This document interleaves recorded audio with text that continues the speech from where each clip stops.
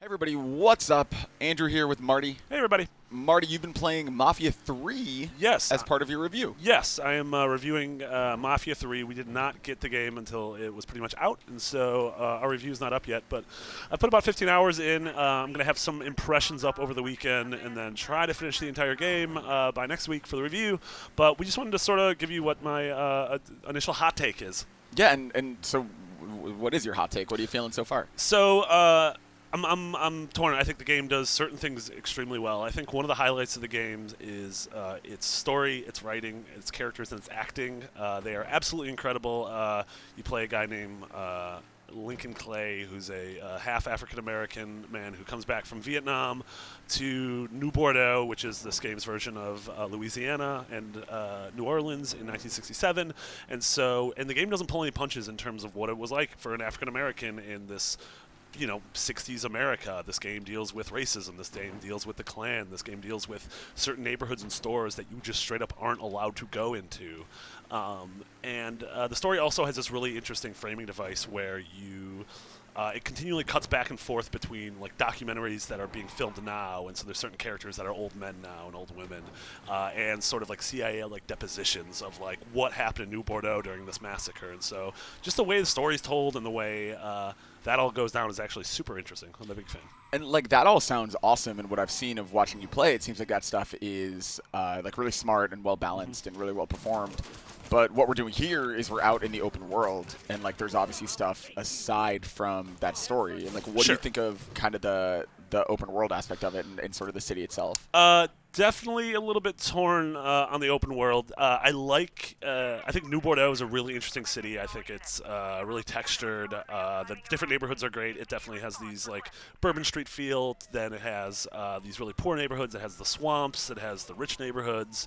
The opening mission takes place during Mardi Gras, and so I really like the fact that the game takes place during a time and a place, frankly, that we really haven't been to a lot in games. Yeah, for sure. We've sort of done New York City and we've done LA ad nauseum, but not really New Orleans. So I appreciate that.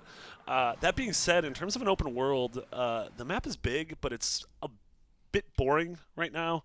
You zoom in and you have certain things to do. Junction boxes are this game's version of sort of in like a Ubisoft Assassin's Creed game where you climb a tower and then it gives you everything in the area around it. Oh, it's like the Far Cry 3 outpost. Yeah, like this. Yeah. So it shows you where collectibles are and all that sort of stuff. That being said, I haven't really found any. There's no really reason to collect the collectibles, which are like Playboy covers from the era or album covers. They just sort of exist. It's not like collect 10 and then you get armor upgrade, or collect 20 and you get a health upgrade. So I'm not really a big fan of collecting for collecting's sake. And other than that, there's really the side quests aren't particularly interesting. A lot of them sort of fall into the exact same bracket of just go into a compound and kill a guy, or try to set a bunch of cargo on fire, and it just doesn't really hook me in an open world sense. The thing that blew my mind that you told me is that there's no fast travel? Yes, there's no fast travel, which kind of sucks when there are points where I got a mission up here, and it was I had to drive down to the bayou. And so I drove down to the bayou, literally instigated a cutscene, and then it was, all right, you have to drive back for the next mission. Yeah, and that was just really tedious, and yeah, I definitely wasn't a fan of that. How long does it take to drive from like end to end? Probably 5 to 10 minutes. It's not incredibly long. Like this game it's not like a Bethesda open world, but enough time to where when you have to do the exact same stretch of driving twice in a row, it's definitely noticeable. Yeah, for sure. I mean, there are some things it seems to do really well, though. Yes, especially when it comes to open world ideas. So you have. I guess this is another idea. About 5 to 10 hours in the game, you get these 3 lieutenants. You get Cassandra, who's a member of the Haitian Mafia. You get, the Haitian crime syndicate. You get Vito, who is the lead character of Mafia 2, who's obviously an Italian mob. And then you get Burke, who's Irish mob. And they're your 3 lieutenants, and you get missions from them. And they each have their own perks. But one cool thing you could do is you can call a car straight to you wherever you want. Or you can call your consigliere, which means they'll come and you can stash all your money at them, which is important because if you die, you lose half your wallet. Or you can call an arms dealer, which I think is great. Like, it's not like GTA where you have to be like, oh, before a mission, I'm going to find an ammunition. It's like, no, you just call this thing, and no matter where you are, you can be out in the middle of nowhere, this creepy mystery machine will show up, and then you can get in the back, and you can rummage through it, and you can purchase whatever you want. Has a good job of just aside from actual like weapons and ammo, you can buy upgrades. So this gives you an extra adrenaline shot, which is sort of your health packs during missions. You can upgrade your aim on weapons and various things like that.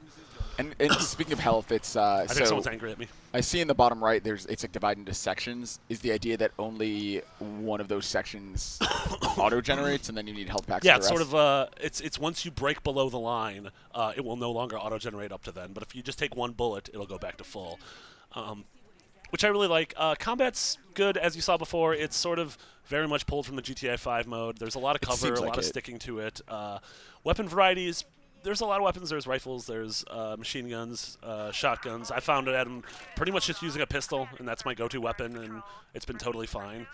Customization options are a little bit light. You're always wearing this, which looks good. Like, I really like the character model, but you better like wearing a white T-shirt and an olive green jacket, because that's what you're gonna be wearing for the rest of the game. Is it? I mean, I saw there's I saw you in a car chase earlier from a bunch of cops. Is it like a GTA style wanted level, or? It's not really a wanted level. It's more of just the cops are called, and then there's a like a radius. And then there's a radius, which is actually interesting. They deal with the time and place as a mechanic, because if you steal a car in a white affluent neighborhood, the cops are called, and a ton of them show up immediately. If you do it in a rundown neighborhood, the cops are called and might literally not even show up. Wow. So again, really interesting. The way the mission structure works reminds me a lot of Assassin's Creed in terms of there's a lot of small, I don't want to say boring missions, but there's a lot of smaller missions where you're just like, destroy this thing or kill this dude, but they all lead up to these sort of major assassination missions, which you sort of have a kill. It's kind of like Kill Bill. You have these. You want to take out guys on the bottom, or Shadow of Mordor, then take out the capos, and then finally, this is obviously your goal for the game. But when you get to one of these major missions, it's this really cool set piece where one I played took place in an abandoned amusement park that was like half flooded, and so you're going through this really messed up version of like It's a Small World and having gunfights on a carousel, and I really liked it. Like, those are the missions, and then we at E3 we showed the sort of the riverboat gambling mission. That said, there are some hiccups. there are some hiccups. We're playing on Xbox One. That's the only version I've played so far. And I have had one hard crash, and it seems like once every hour or so there's a moment like that where it sort of stutters. It always comes back. And then technically there's some frame rate sort of texture pop in. Certain times a day look a bit strange, like going from rain to not rain sometimes feels very binary. Yeah. Like you just flick the switch and all of a sudden it's not raining anymore. I mean, I like the day-night cycle. I think like that this looks way better, or way different rather, I should say, than it did during the daytime. I like these little like road signs that are coming up as I think as that's you go really to your cool. waypoint. I think as like sort of your waypoints existing diegetically in the world, I think are a really cool way to do things. For sure. Yeah, it seems like it has a lot of nice little like finesse to the open world at least. But yeah, that fast travel thing is crazy to me. Yeah. I wonder if it's something you unlock later. Maybe. I mean, I'm 15 hours in, though, so I would have liked it by now. But yeah, I'm going to be playing more this weekend. I'm definitely intrigued by the story. Again, the story, the characters, and the writing are all really good. I'm excited, especially now that I've unlocked the lieutenants. When you sort of complete missions and as you start taking over more properties, you have to assign which lieutenant it goes to. And that helps you upgrade their tree. So one is all about giving you more health. One's all about giving you more, like your combat. But in giving something to Cassandra, you're going to piss off Vito. And if you piss someone off to a certain point, they will literally turn against you, and you have to kill that main character. Wow. And so you can, I don't know if you could make it out with everyone alive, but it's sort of, it reminds me of like the Playboy X thing in back in San Andreas, where it's like, well, you're not going to, or was it San Andreas or 4?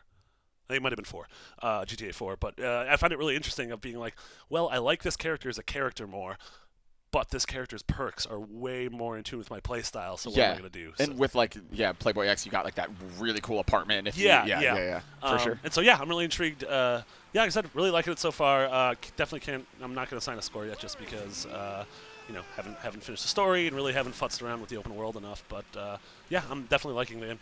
That's awesome. Cool. So your impressions should be up. It sounds like it should be up soon. Yeah, should be up right now. They should be paired with a written article, and then we should have the full review hopefully early next week. I'm aiming for Monday, unless this game is 455 hours long. Awesome. Cool. I'll look forward to that. Cool. And everybody else can look forward to that as well. Yeah, and check out our Mafia wiki. Yeah, for sure. Yeah, we have all the collectibles, and We have a map in there, too. If you click on every page, you get a kiss. Aw, yay. Cool. Thank you, Marty. Yep. And yeah, for everything Mafia, come back to IGN. That's where we live.